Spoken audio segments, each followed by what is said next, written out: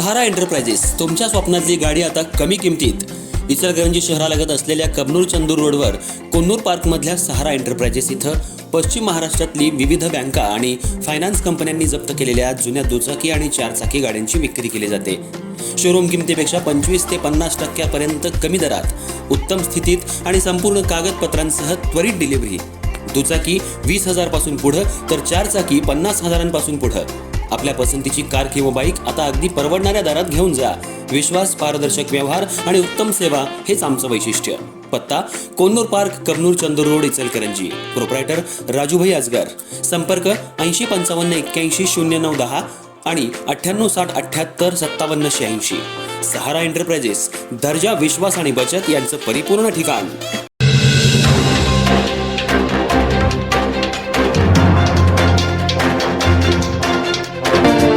इचलकरंजी शहरातल्या Bharatmata housing society परिसरात शिकलगार वसाहत गल्ली क्रमांक 2 इथं 4 ते 5 जणांनी हातात कोयत्यासारखी धारदार हत्यारं घेऊन घरात घुसून दहशत निर्माण केल्याची घटना घडली.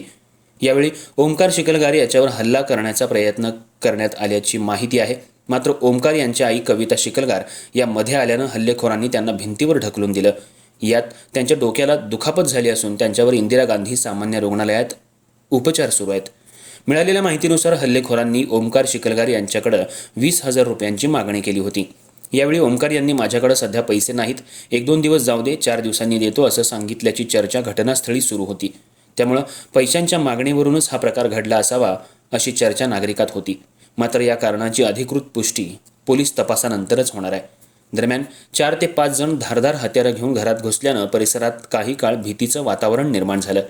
ओमकार यांची आई कविता शिकलगार यांना झालेल्या दुखापतीनंतर त्यांना उपचारासाठी रुग्णालयात दाखल करण्यात आलं असून घटनेची माहिती मिळताच शिवाजीनगर पोलिसांनी घटनास्थळी धाव घेतली. घटनेची माहिती घेत संशयिताचा शोध सुरू केला असून हल्ल्यामागील नेमकं कारण, पैशांच्या मागणीचा संबंध आणि घटनेतील सहभागी व्यक्तींची माहिती तपासली जाते.